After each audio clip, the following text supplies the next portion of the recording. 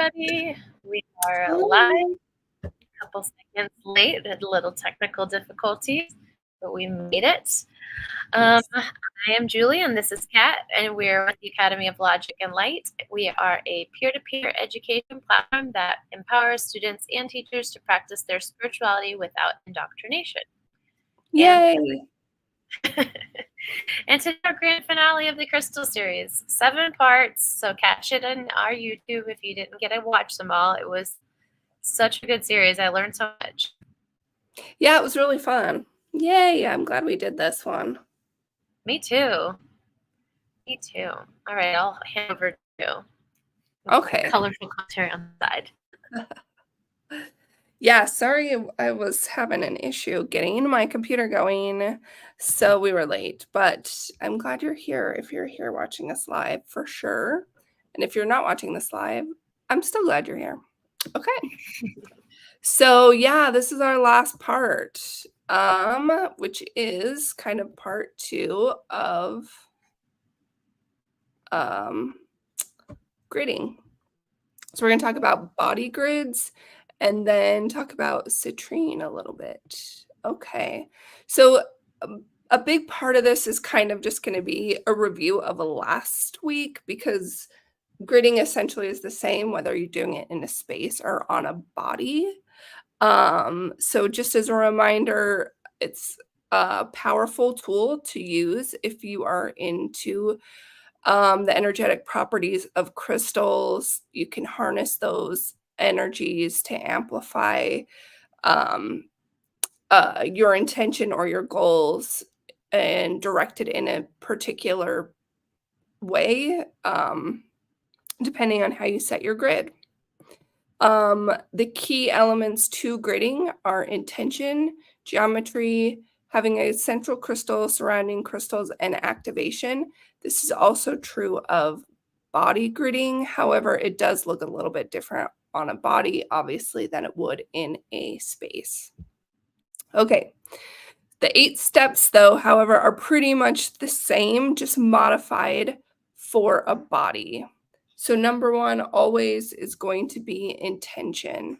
Foundation of a crystal grid is the intention behind it. Clearly defining what you want to achieve, and then setting that energetic blueprint for the grid.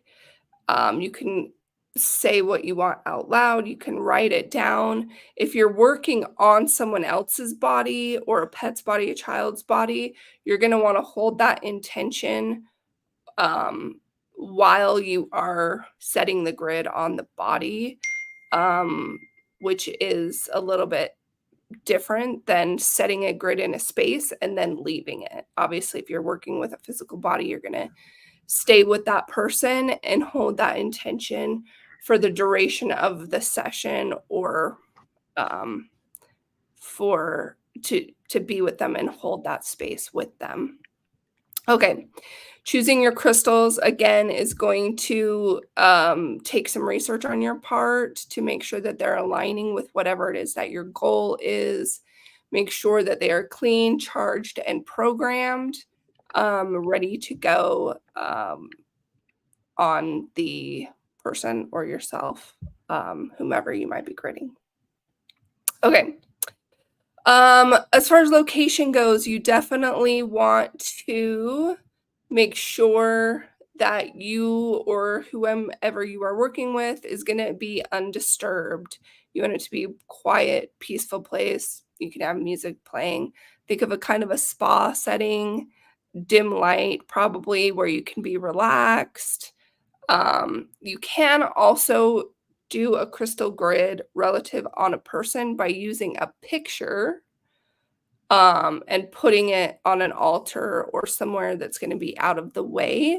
If you do use a picture, I suggest that it's a full body picture of either yourself or whoever it is that you are trying to support, so that you can get a full grid. And you're also going to need to use pretty small crystals, depending on the size of the picture, so that you can set the grid on the picture. And then you can leave it undisturbed for a set amount of time.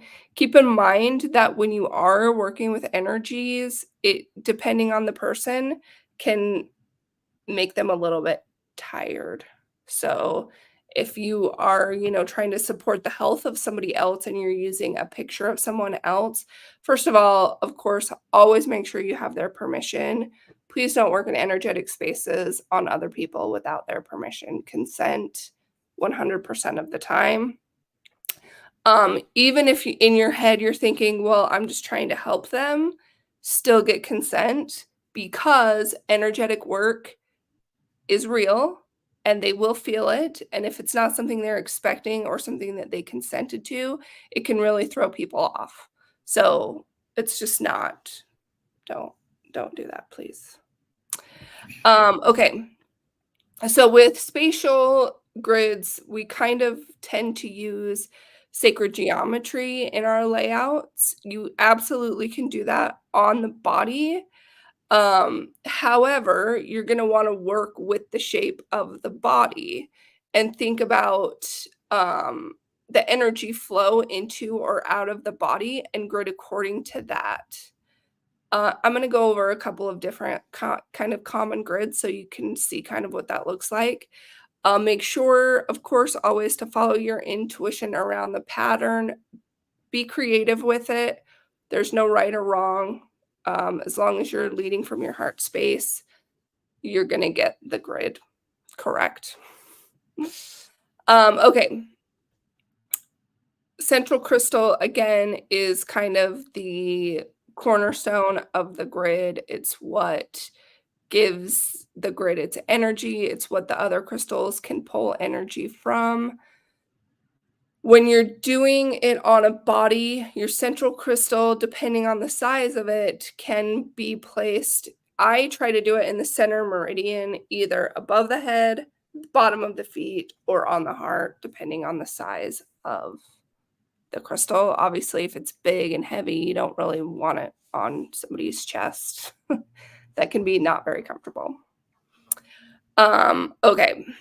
Same thing with the surrounding crystals. You want them to be complementary, supporting whatever the grid is, and then paying attention to the symmetry and the balance so that one side isn't getting heavy energy flow and the other side is lacking in energy. Although when you are working on a body, this is going to look a little bit different because in certain situations, you may want a lot of energy in one specific spot that you don't want anywhere else, depending on what the grid is set for. Again, we'll cover that in just a second. And then activation. Same thing as with a spatial grid. You're going to visualize your intention as though it's already happened. You are going to imagine that energy flow going through the crystals, communicating with each other, using your finger or a wand to draw the line of where you want that energy flow, either going into the body or pulling energy out of the body. And then, of course, always we want to give those crystals some extra gratitude once we have laid out our grid. And then maintaining the grid.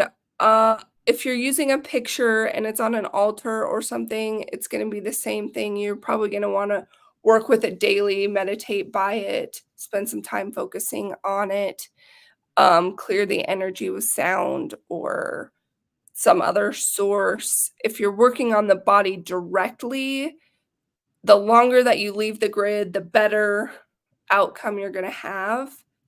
However, you can't just lay there forever.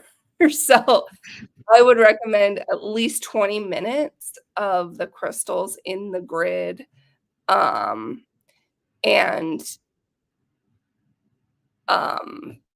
then take into account the time that it takes to put the grid together and then take the grid apart. When you're working with the body, you want to do the same thing opposite. So when you put the grid on, you're going to take whatever the last crystal is that you put down off first and do it in reverse. Do you know Okay. why? I'm so curious. It has a lot to do with, like, undoing the, energy flow. So it's like zipping up a coat, like, you're zipping up that energy and then unzipping it. I think it Okay. just keeps it Interesting. more, um, integral?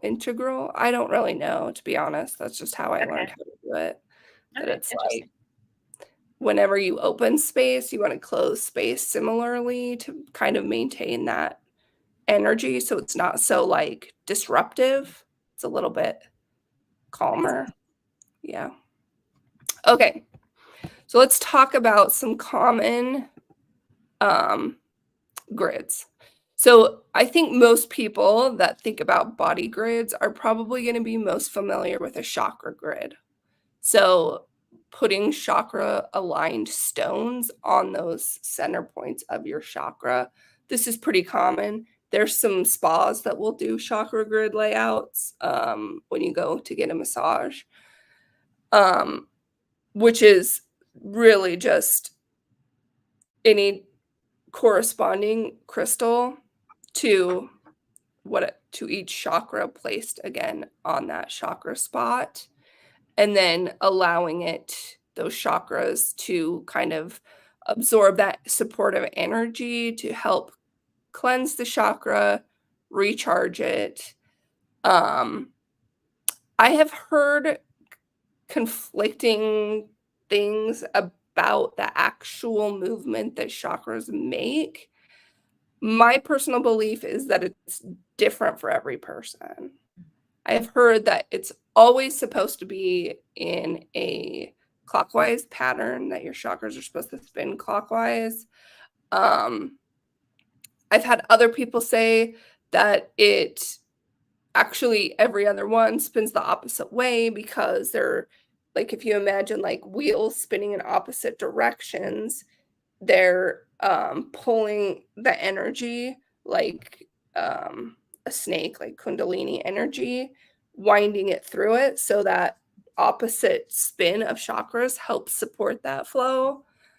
Um, I have experienced different flows in different people when I've done Mhm. layouts with people. If you are energy sensitive, you can practice this on yourself and on other people, like Reiki style, kind of putting your hands over, not touching the body, but over those specific places and kind of asking the body to show you the spin. You can kind of feel which way that it's spinning. You can also feel the speed of it. And that way you kind of know what you're working with and maybe what needs to be addressed because chakras can also be too open Mm. as similar as they can be too closed. And sometimes we need to cool them down a little bit, not to close them, but just kind of to like pull that energy in and harness it a little bit versus just having it be running wild. So, the best example of this I can give you is if you've ever known somebody that has an over exaggerated throat chakra, I probably was everyone just gonna does. say that's the best one. Maybe we need to cool that area down just a little bit. So you don't just wanna put chakra stones on there and be like, "Okay, do your work." You have to tell the stone, give it direction, just like when you're charging programming a crystal, you have to say, "Okay, I want you to amplify this energy." Like if you're feeling ungrounded and unstable, then you wanna amplify your root chakra. But if something is too much, you wanna kind of pull in that energy instead of amplifying it to kind of get it balanced, right? Because the goal is balance. Nothing should be too open, nothing should be too closed. It should be in harmony, all the chakras working together, equally sized, equal energy flow between all of them. And that doesn't happen often in the world that we live in because of the world that we live in. A lot of things can get kind of knocked off balance throughout that chakra flow. But this is a common one that probably most people would be familiar with is a chakra layout. Okay, so this would be an example of where you want to be pulling energy out of the body. So imagine this right here is like an injury, like a knee injury or something that you're trying to help support that injury. I would do a grounding stone at the bottom of the foot. I would do 2 in the palms, a central stone on the heart. If it's too heavy, then maybe above the head. And then you're going to direct the energy that you have from your hands, from your heart space, down into that injury. And then at that injury, you want to disperse the energy out of the body. So this is an example of a layout where your grid is not going to be symmetrical because you want it focused on just this particular area to move the energy from that injury out of the body. Okay. Here is an example of if somebody is hypersensitive to stones or is maybe apprehensive or they're not staying on the body because different bodies are shaped differently and sometimes it's difficult to get stones to stay on top of a body. They'll slide off. Or you can do a grid around the body and then direct the energy towards the body. These little arrows, similar to this one, I would actually use, I think I put it away, the little tiny quartz that I showed you guys last week that have a point on one end, so that you can actually draw that line using a clear quartz of where you want the energy to go out of the body. Same thing on this one. I would use an actual crystal with a point on one side to direct the energy into the body. Okay. And this is an example of like an auric grid that is symmetrical. So I use this, for example, you would use some sort of like cleansing stone, like a tourmaline or something like that. And selenite, these little squares are supposed to be selenite, all the way around the whole body, clear quartz points, so that you can get a flow of energy going around the body in that auric field to kind of cleanse the aura and transmute any energy that is kind of stuck in there, stagnant, since selenite is self-cleansing. Selenite's great for aura cleansing. We use it when we do some of our community circles when people come in.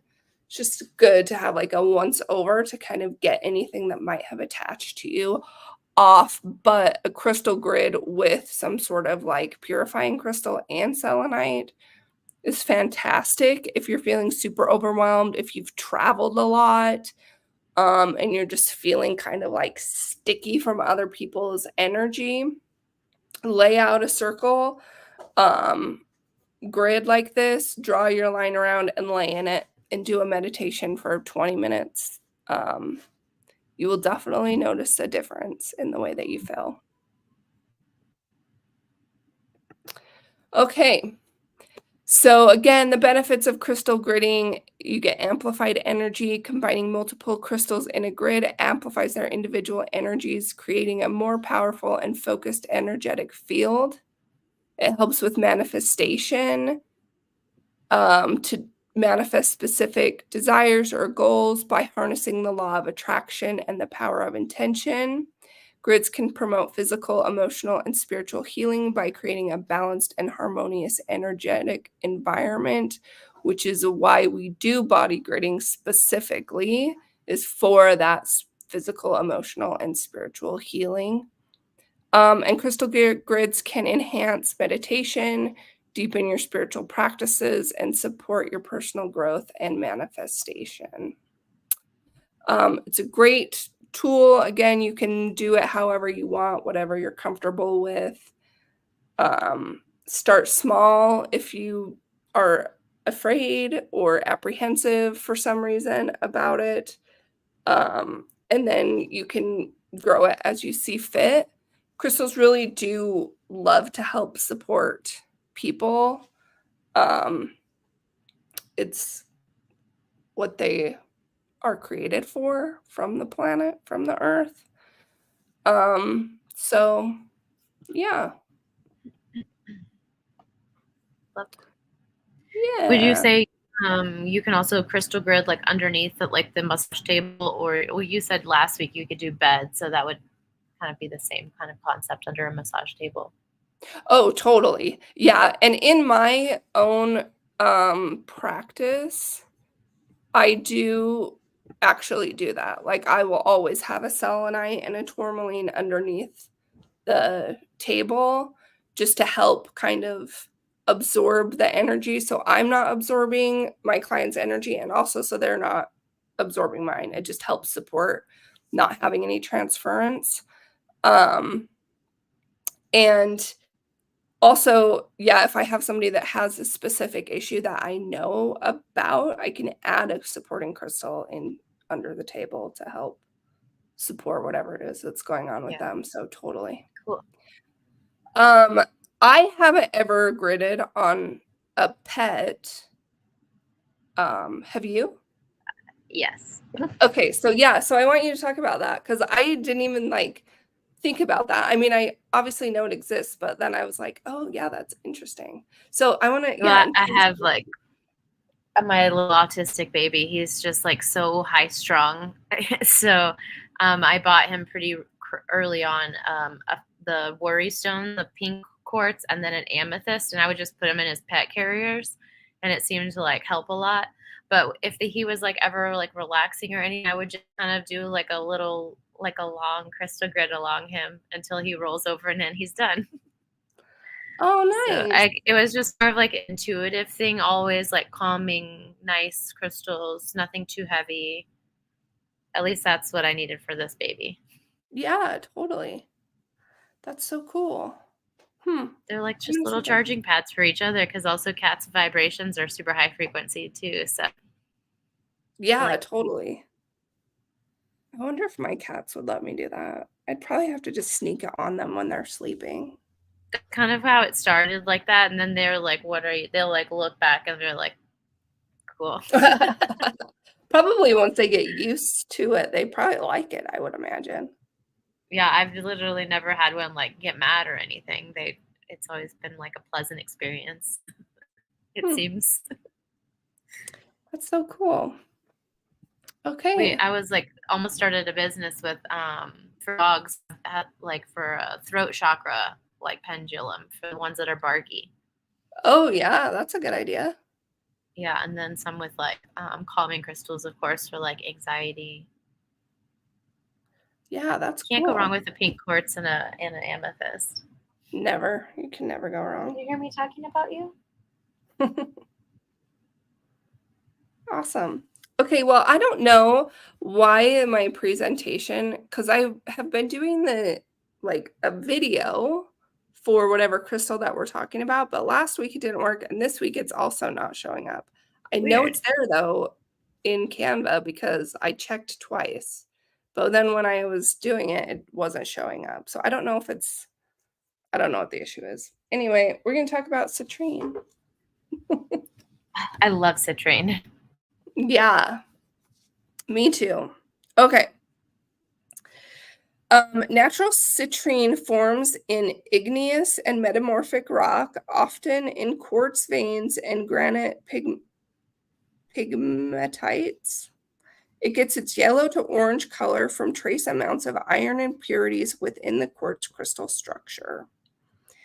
Citrine comes in various shades from pale yellow to deep amber. Some well-known varieties include Madeira citrine, which has a rich reddish orange hue, and lemon quartz, which is a lighter, more lemony yellow shade of citrine.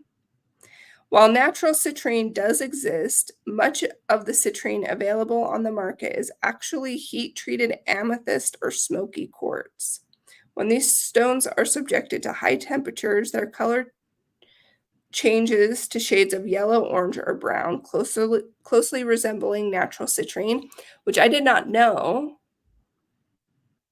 And that's interesting to me. Yeah. I do know that there is a lot of glass that gets Mhm. snuck in as crystals, which I know we talked about this before, making sure that you're getting your crystals, if you're going to start buying them, from a reputable place.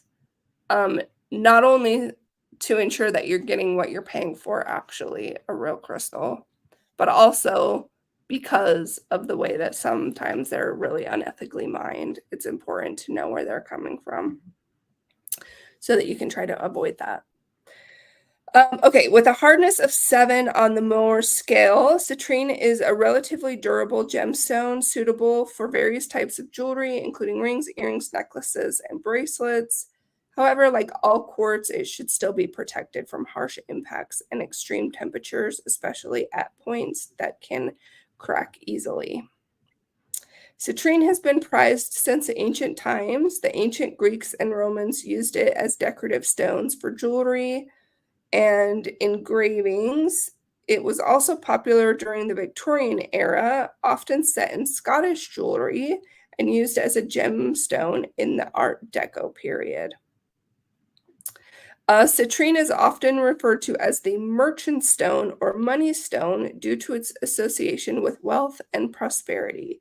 It is believed to attract abundance and success, making it a favorite among business owners and entrepreneurs who place it in cash registers or near financial documents. Also, in feng shui, if you put a citrine in like when you walk through your front door, the farthest left corner of your house is supposed to be like your money corner. So if you put a citrine there without going through walls. So like if you have like a hallway or something when you first walk in, then it would be like the left corner of that hallway. So it's not like the left corner of your house, it's the left corner of whatever your entryway room is. Okay, citrine is the birthstone for November and is associated with the zodiac sign Scorpio. It is also an alternate birthstone for those born under the sign of Sagittarius. Citrine is closely linked to the solar plexus chakra, which is located just above the navel. This chakra is associated with personal power, confidence, and self-discipline. Citrine is believed to boost self-esteem, enhance mental clarity, and increase motivation. Citrine is considered to be one of the few crystals that does not hold or accumulate negative energy. Because of this unique property, it is often said that citrine does not need to be cleansed or cleared, making it a low-maintenance stone for crystal enthusiasts, which I love that, coupled with Yeah, I its know that. association for the solar plexus chakra, because it's your powerhouse, your solar plexus. It's nice Yeah. to not have a stone that needs to be cleansed, pulling all that Yeah, for real. energy. Now I'm like, damn, I think I need a bigger citrine. So we are learning about our human design and that we get our energy from our solar plexuses. Yeah, Kat and I do. yeah, yeah. Okay, citrine is known for its uplifting and energizing properties. It is said to bring joy, enthusiasm, and positivity, helping to alleviate depression, anxiety, and stress. Citrine is also believed to enhance creativity and stimulate the mind, making it a useful stone for creatives. In addition to attracting wealth and success, citrine is used in metaphysical practices for manifestation, protection, and enhancing psychic abilities. It is also considered to be a powerful cleanser and regenerator, helping to cleanse the aura and balance the body's energy. I didn't know it was a protector too. I didn't know that either, I love actually. that. Yeah, totally. It's just Yay. an all go around winner. I Yeah. love that. I think that's probably why it feels so good. It just does all the It things. does. It And does it's have one that looks like a toasted marshmallow, and it's just juicy. Oh, yeah. It's so cute. I'm obsessed. Yay. Awesome. Thank you. That was amazing. Yeah, you're so welcome. A few things I wanted to mention for anybody that's interested. A lot of the information that I used for this course, I pulled from the Crystal Bibles, the little square books by Judith Hall, I think is the one that writes those. Books 1, 2, and 3. Also from Love is in the Earth, the book that I showed last week, this one. Tons of information about crystals. And especially crystal grading. And I can't think of the name of the other one. Let me look real quick. I should have had it ready, but honestly, I forgot I was going to tell you guys my references. Until just right now, but I'm glad I remembered. Also, the Crystal Bible, we had quite a few, or some variants of them that we gave out for free at our community circle library. Yeah, we did. That's right. We should be getting some fresh books this next community circle, I think. Okay, it's called Crystal Healing Scientific Evidence by Walter Parks. So if you're more interested in like the actual science behind crystals and how they work and why they work, that's a great reference book. Awesome. Yeah, and that's all I got for now. Awesome. Yay, thank you. Yeah. That was the end of our 7-week series of crystals. And next, we have a 4-part series coming next Monday, and that will be our new teacher. Her name is Emily Davidson. She's a nutritionist, and she will be doing 4 parts on the gut health, which is super exciting. And then other thing we have going on, our community circles on June 19th, I believe. And that is with Lindy. It'll be at Fitzpark here in Lake City at 2 p.m. And it's going to be about human design, and that's going to be super fun. And then on June 21st is our online full moon Zoom. And that is for the Strawberry Capricorn moon, I believe. Yay. So in our website link under events. And if you're interested in teaching or hosting or sharing, you can send one of us a DM and we'll get back to you as quickly as possible. And for now, thank you, Kat. Thank you, Megan. And thank you, everyone watching. And we'll see you guys next Monday. Yay. Thank you.